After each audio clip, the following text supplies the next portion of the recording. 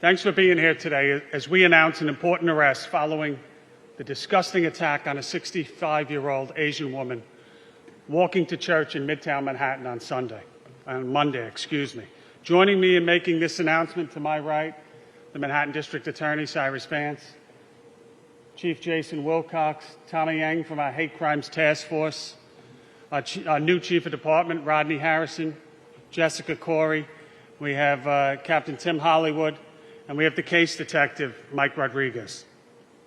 The individual we have arrested in this horrific case, 38-year-old Brandon Elliott, is charged with a completely unprovoked, violent attack on an innocent, defenseless woman. You've all seen the video. The quick work by NYPD investigators in this case reinforces the dedication of every member of the NYPD and, of course, those on our Hate Crimes Task Force. Let me reiterate, we will never accept or tolerate hate or violence of any kind in our great city. It goes against every fiber of who we are. I want to thank all of the members of the public who reached out to the NYPD via our Crime Stoppers hotline and other means to report any of these acts, and particularly to this case. And that's a good thing, because it helps the greatest detectives in the world do their jobs, and do it quickly and efficiently, as they did in this case. I'll now turn it over to DA Vance to talk more about his work, his office's work in this case.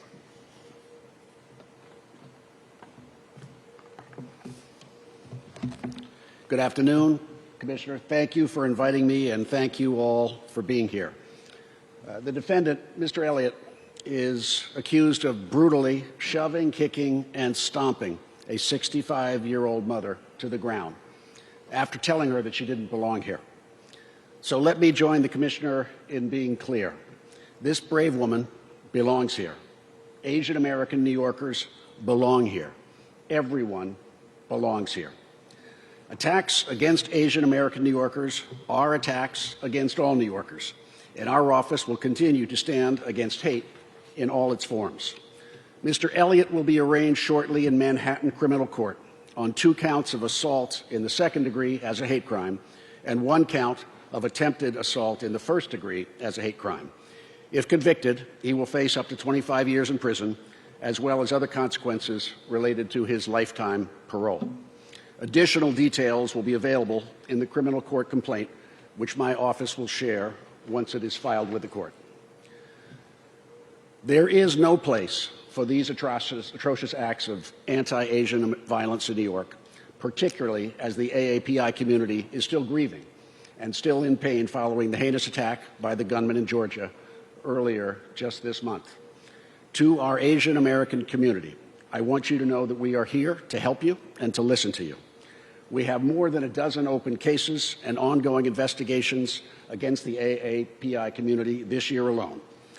And I want to tell all those who believe they may have seen or been a victim of hate crime that you please should feel free to call our office, our hate crimes hotline, at 212-335-3100. Finally, on behalf of our office, I want to thank the victim in this case for her bravery, and I want to thank the men and women of the NYPD Asian Hate Crimes Task Force for their extraordinary work and their collaboration with our office in this case. Thank you, Commissioner. Thank you. Rodney?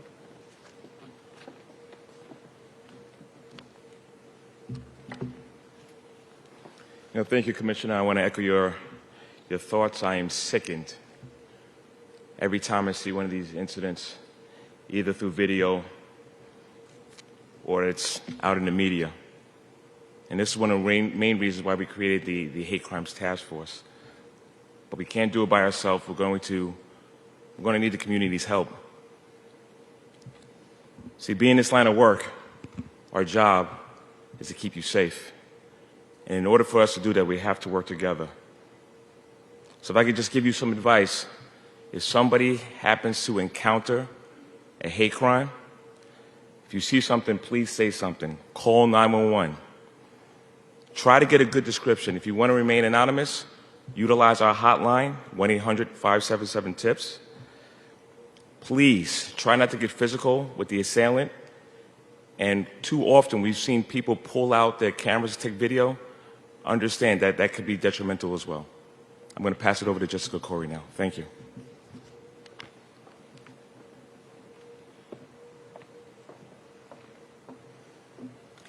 Thank you, Commissioner Shea, Chief Harrison. On Monday, our victim, as the police commissioner said, was a 65-year-old woman on her way to church. We believe the individual approached her, made disparaging comments to her, and violently attacked her, kicking her multiple times, causing physical injuries and substantial pain and suffering. The woman was taken to the hospital. Police officers near the scene got involved quickly. Midtown South Precinct officers were instrumental in the response. Soon after, detectives from my unit, the Hate Crime Task Force, responded. All available officers conduct a canvass for witnesses and video. The NYPD requested attention from the media, and we heavily leveraged social media as well. Multiple tips came in to the Crime Stoppers hotline from the community. The suspect's identity was learned through further investigative work. All resources of the Detective Bureau led to the Bronx Warrant Squad with a photo in hand of the individual apprehending him without incident at his residence on Tuesday. The New York City Police Department, as the DA said, is charging this individual with 2 counts of assault 2 as a hate crime and 1 of attempted assault 1. Thank you.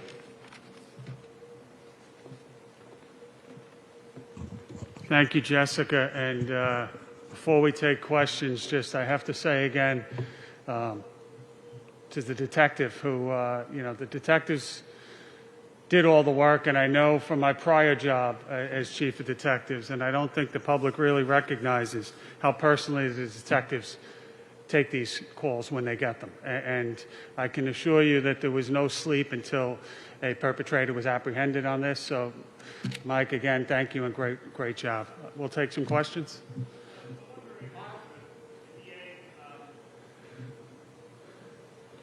Okay. I'm wondering for the DA, you made a direct appeal for people who feel that they're victims of hate crimes to come forward, speak to your office. Last month, there was an incident. The NYPD charged as a hate crime 2 blocks from 1 Hogan Place, and that didn't stick as a hate crime, even though, the NYPD charged it that way. So how do you make this appeal, given that the office has shown in some instances not to charge incidents that the NYPD deems as a hate crime?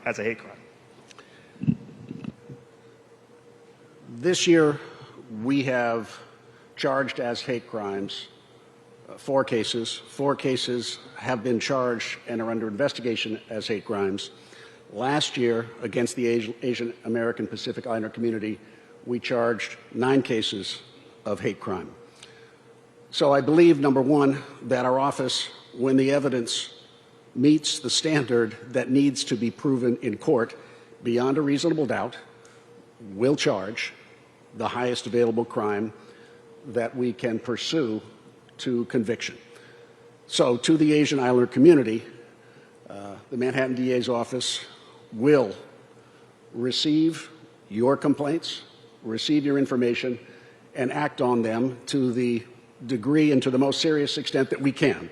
With regard to the case that you refer outside our office, it is, as a result of our investigation, we believed that there was insufficient evidence either in what the accused said at the time of the incident or after that enabled the case to be proven as a hate crime beyond a reasonable doubt.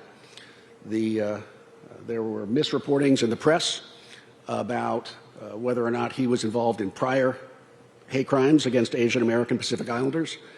Incorrect. And I think this is one of those cases where the police do a fantastic job. It is our office then that has to evaluate the evidence and determine what can be proven beyond a reasonable doubt in court. I don't think it serves anyone's interest to charge hate crimes when in fact they can't be proven. I think it sets expectations in the community that are disappointed when they are not met. So we will work collaboratively with the NYPD as we always have. I've said many times I have nothing but the utmost respect for them as partners and as incredibly dedicated civil servants. But there are times when we have to make judgment calls, not in the court of public opinion, what's reported in the press, but what's going to work in a court of law. And that's the basis for our decision in the case that you refer to. If I could just follow up on that and just address that last question for 1 second. There's no greater partner in New York City than the Manhattan DA's office in terms of the NYPD. We work hand in hand collaboratively. We would not have driven crime down to the levels we have over the last period of years without their work. So I stand here with you. I've said publicly over the last week the arrest is the beginning of the work. It's not uncommon to see an arrest charged and then it subsequently be raised to a higher level upon further investigation of both our detectives working collaboratively with the district attorney, or sometimes going the opposite direction too. So that's just that's a fact of life and reality in our world. As evidence changes, as more information is known, and then hard decisions are made. So I would agree with Cy. Thank you. Is there any word on the victim's condition? And also, I know there is a heightened police presence in Asian communities throughout the city. Is there anything from Chief Madry's end on the community affairs aspect of this that's also being done in response? Thank you. There's a tremendous amount of work being done by not only Chief Madry's people, Juanita Holmes' people, and I dare say if I had Rodney step up here, the entire police department. You know, yesterday I addressed a Zoom meeting of religious leaders across the city, and it was a pre-Ramadan conference. And we spoke about Asian hate crimes at that pre-Ramadan conference. And as I look to my left, Captain Tim Hollywood, you know, Jessica is new to the Hate Crimes Task Force. And last year, Timmy and I were in Brooklyn when we had a rash of anti-Semitic hate crimes. And one of the beauties, I think, of New York City is, and it's the message that we just heard up here, the message to the Asian community at this time is you are not alone. You may not see everyone standing with you, but New Yorkers are standing with you. They don't all look like you. The color of their skin may be different. The churches that you worship may be different. But you are not alone, and we are standing together to denounce this. So that goes across New York City. As to the condition of the victim, we last, or at least to my knowledge, we last spoke to the victim yesterday. At the time, she was still hospitalized. Our thoughts and prayers go out for a speedy recovery. I do not know, as I stand here, if she's yet been released. Yes. Oh, thank you. Brendan Elliott is a convicted murderer. Accused of, actually, it's convicted of, obviously. How did he get back on the streets? He's killed his own mother. And that's really concerning to know that a dangerous man is out there on a lifetime parole. Your response to that? Yeah, well, I think that that's a question that has many parts and layers that have to be peeled back. I'll say first and foremost, you know, we live in a civilized country.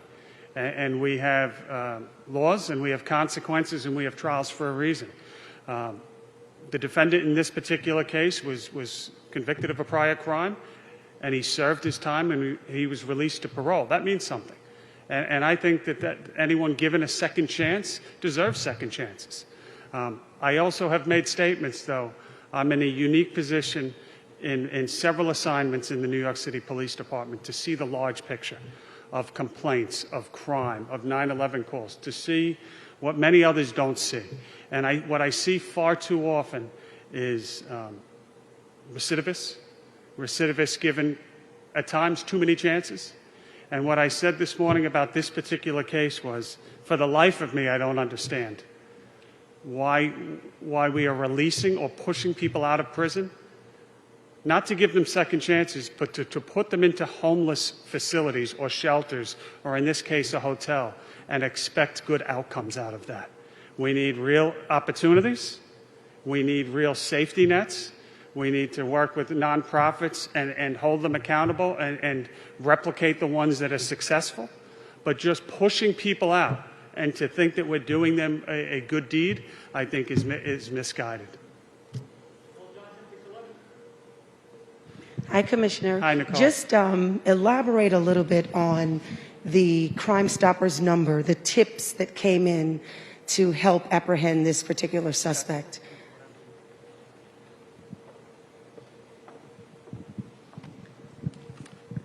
So we had several tips. As you know, they remain anonymous, so we can't give out too much information on that. But I can say, you know, with social media also, putting out the number, the Crime Stoppers number, it was viral. The first post that we put out on our at Hate Crimes, the Twitter account, it's at NYPD Hate Crimes. We had over 4 million impressions of people who saw that one Twitter post. So, you know, the public is out there searching also and, you know, giving us direct messaging us and providing Crime Stopper tips as well.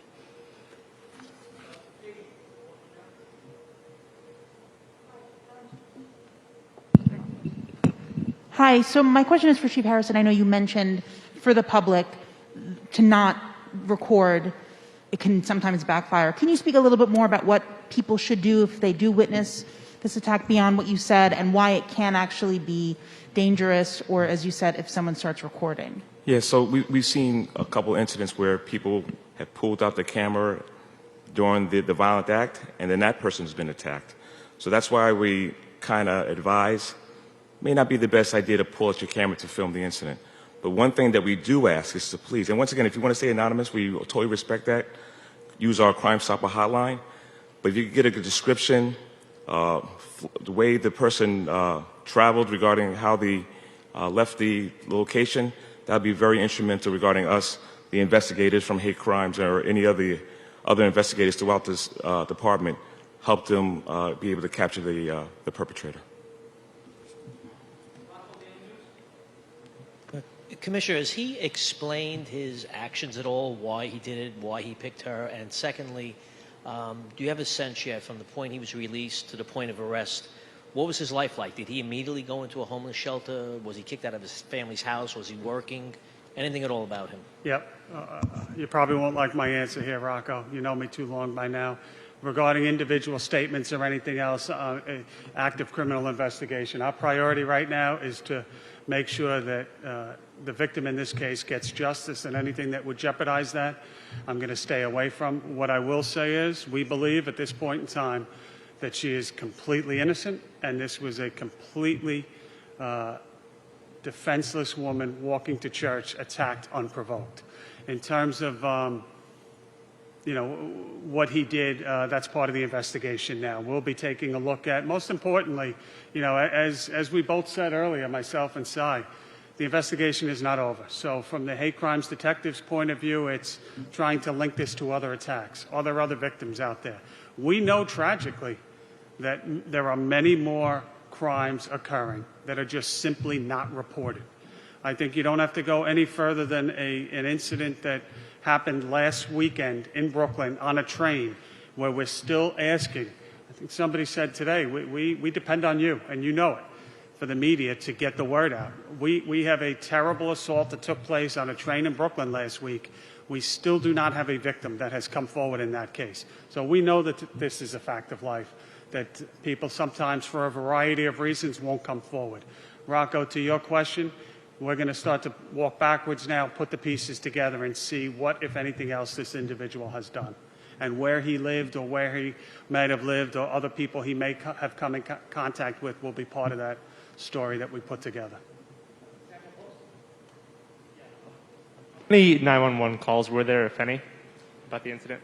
That I will have to turn to the left here. Anyone that can answer that?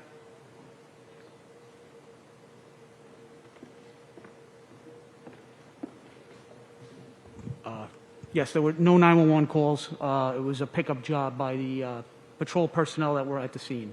They actually drove by and saw the pet. I apologize. Yeah, the police department was actually there. The patrol officers from that part of Manhattan, they came upon the victim after she was assaulted. So no 911 calls. Detective Michael Rodriguez, R-O-D-R-I-G-U-E-Z.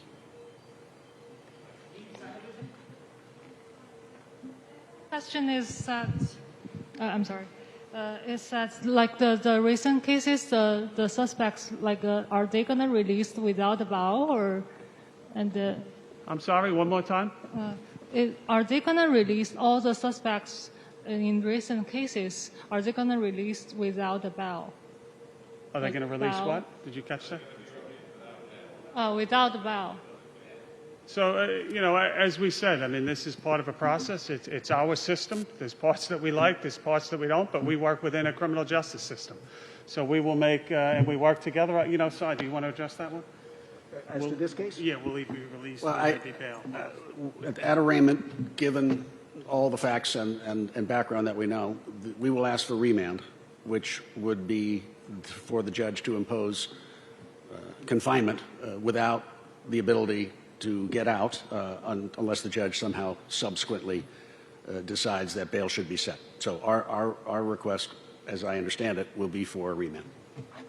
And also the thing is that, like, you recommend people to call 911, but you want all the people to leave all their informations, like their name and address. How can you protect all these people to not get attacked? Like, how about their safeties? Are you gonna, like, how do you remand their, I'm sorry, what that word?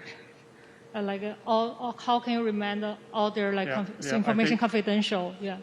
Right. So we're going to work within the law. And of course, we ask that anyone to call. You can call 911 and be anonymous. That is a fact. You can do that. To the earlier question about filming, the first thing we want done is call the police. Render aid to the victim once it's safe. If it's possible for you to get information such as a license plate or a description, do that. Do whatever you can with the facts in front of you that you think is safe at the time. To reporting things, whether you're a victim, a witness, or a person walking down the street asked to call 911, please do it. That would be my message to you. And we will do everything in our power legally to protect your identity. There is a process that we'll go through. We'll work with the district attorneys in the case to ask for certain reasons to have information redacted, but we will ultimately do what the law requires. Commissioner, so far it seems the common denominator seems to be homeless people and possible mental illness involved. How can the police department and the city combat such a problem? Yeah, I think we're one part of the solution, John. I mean, I think you hit that on the head. We have seen in some of these attacks some themes coming out. We have certainly seen, I'll turn it to Rodney in a second for his input on this, but we've certainly seen in some cases homeless element, a mental illness, not to say all. We've seen that. We work very closely with other city agencies. We have units that go out and try to proactively address some of these concerns and get people the help they need. But ultimately, everything that we do, from waking up at night to going to bed at night, is strategizing about how to keep New Yorkers safe in a pretty difficult time. Rodney, anything you want to add?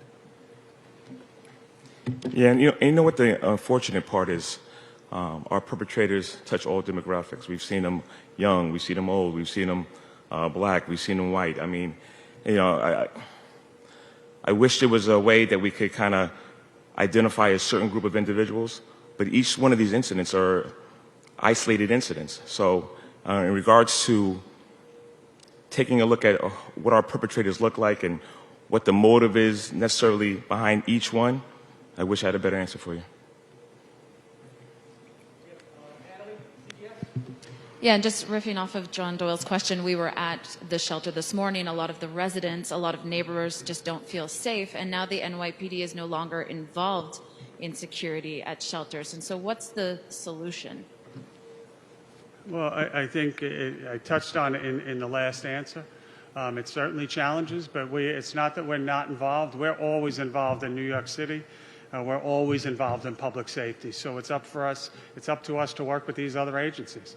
It's up to us to be on top of our game when we're holding ComStat meetings and analyzing what's going on in the city. And to go back to John's question, one other thing is, very proud to stand up here and be able to tout the great work of our detectives. But at the same time, I hate standing up here because I know what that woman went through and what she's going to face for the rest of her life. and what she'll face emotionally for the rest of her life. Our goal is to have that incident not happen. So if we are going to get serious about prevention, you really have to start taking a look, John, at the litany of perpetrators that we are identifying and really looking at what's some common denominators. And what you see is you see smoke beforehand many, many times. You see lower level arrests many, many times. You see open court cases many, many times that, quite frankly, if they were dealt with in a different manner, we would not be standing here now. So that's the frustration part regarding the prevention piece, because New Yorkers need to be safe. Hi there. So in the surveillance video, we saw an individual who simply closed the door, a building employee, and didn't do anything in regards to helping. Could you comment if he actually ended up calling 911 and what he should have done differently in that situation? I don't know. I'm sure that the detectives will be, if they haven't already, interviewing those employees. I'm torn on that one. I fully understand the public's anger. Many times you see it on social media. I can't put myself in those employees. I like to think that anyone would step in and protect the woman from that brutal attack. I don't know if they were scared. I really don't know. So my focus is on the victim, and my focus is on the individual. Let's not lose sight of who's responsible for this, and that's the individual that committed the crime. All right, we're going to shift here. We have to let the district attorney go. Thanks a lot. Thank you.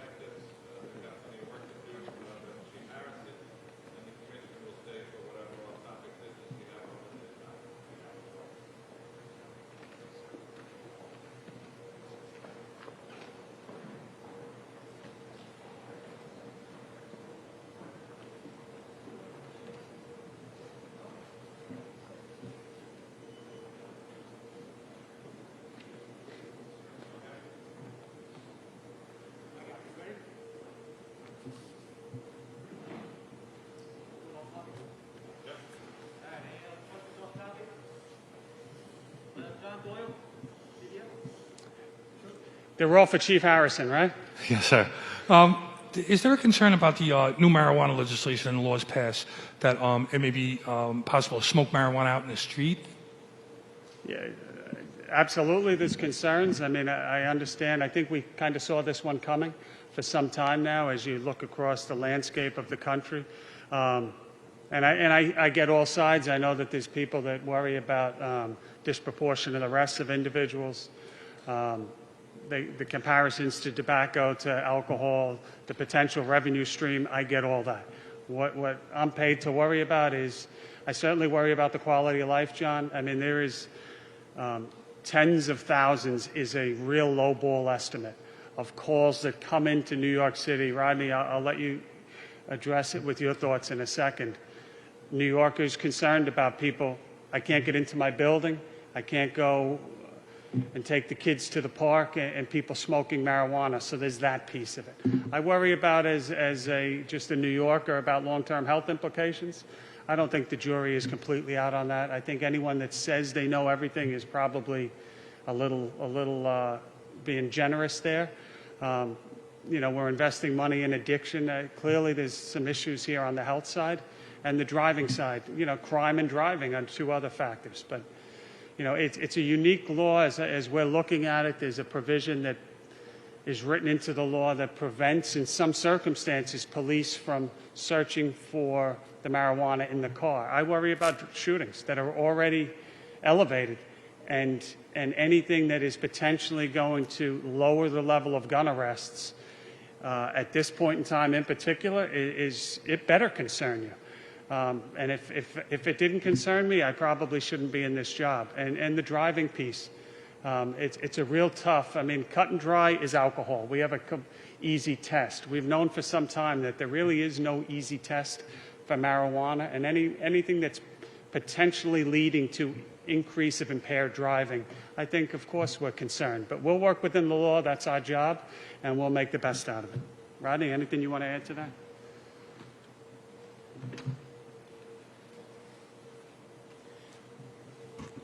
John, you know what? I got to ask you, what do you think about it?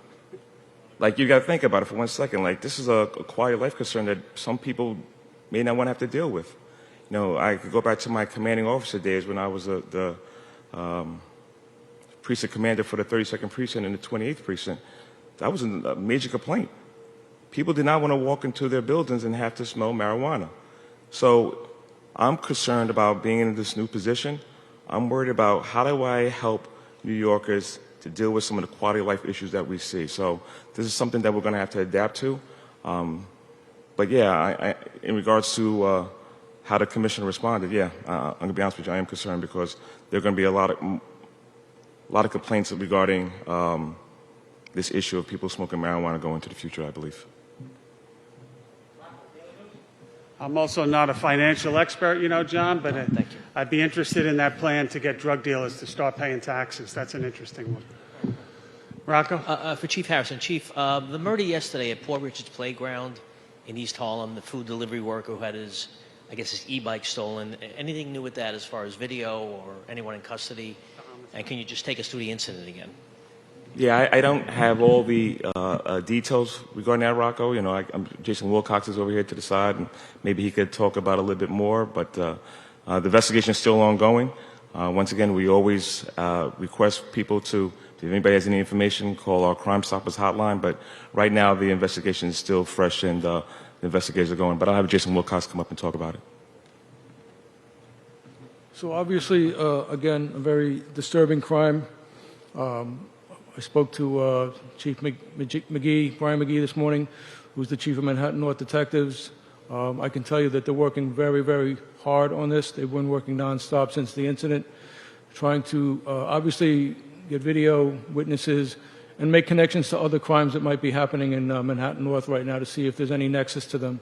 So right now, nothing that I can really report to you in terms of new leads, but it's being worked on very, very hard as we speak.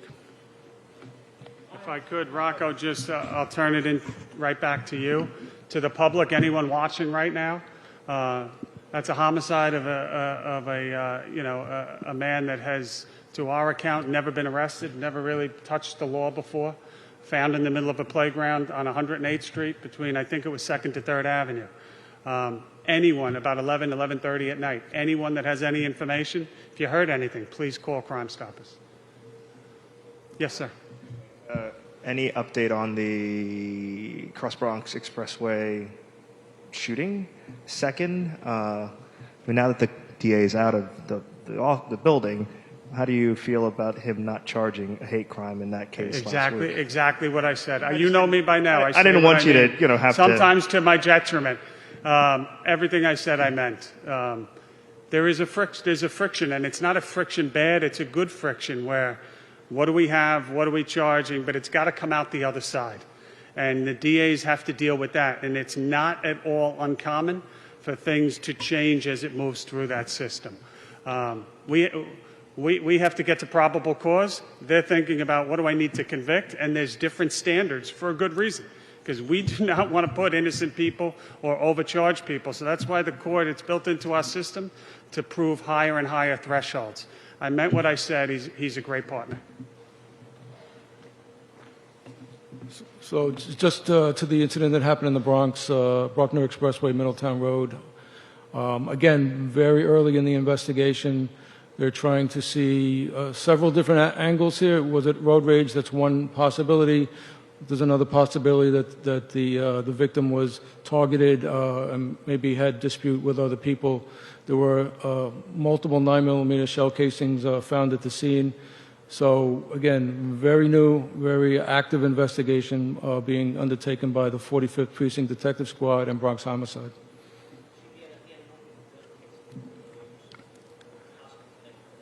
So again, that's certainly, we're looking at the victim and anything that could help us lead to what might have been the motivation for this brutal murder.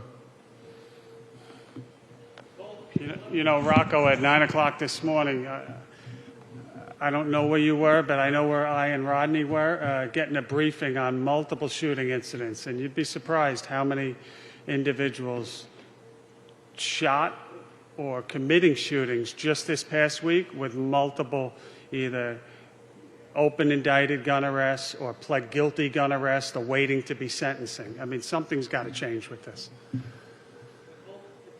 Commissioner, we were out there yesterday at the building where the woman was assaulted, and we heard pleas from community leaders, lawmakers saying that you need to move more budget money to the anti-hate crime task force. Do you feel that that unit needs more funding?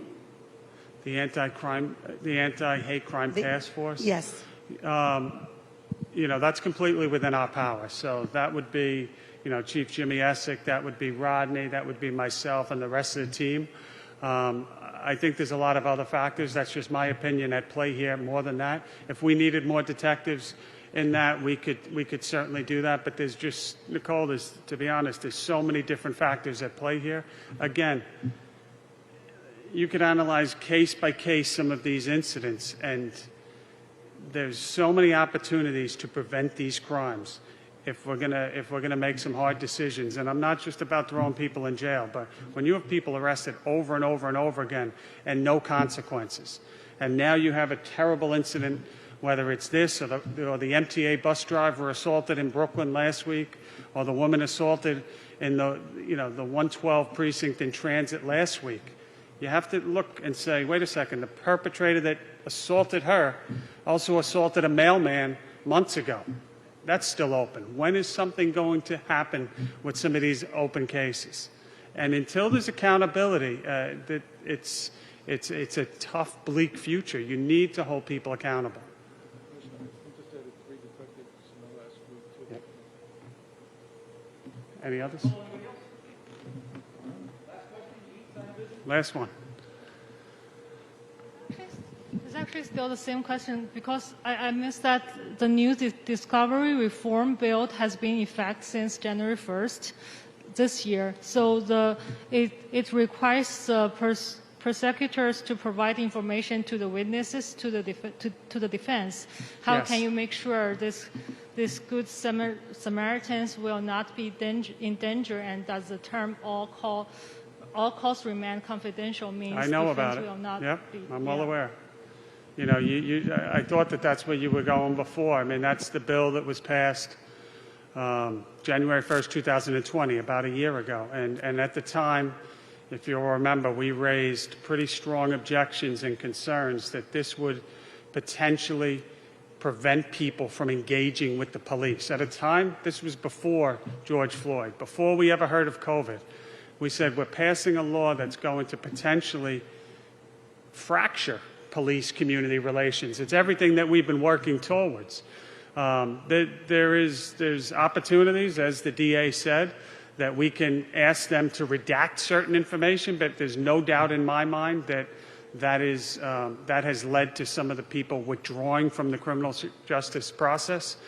When Rodney's prior assignment with clearances, we've certainly seen a number of people, probably more than we've ever seen before, withdrawing from the process and not willing to be witnesses, and that's directly to that point. That's what we're working within. It's a real concern, and hopefully one day we can remedy it. Rodney, anything you want to touch on? Commissioner, you hit all the points, and in my prior assignment as chief of detectives, that was one of our biggest struggles. Is how to get people to come forward and want to cooperate. So we would get them in the door; they would be willing to cooperate, but then when they heard that their information may be given to the defense attorney, it made things very difficult, and people walked out the door not wanting to cooperate, and that's where we saw a struggle with a lot of our shooting clearances in 2020. So it's a tough legislation, but we got to continue to work hard. All right. Thank you, everybody. Thanks, boss.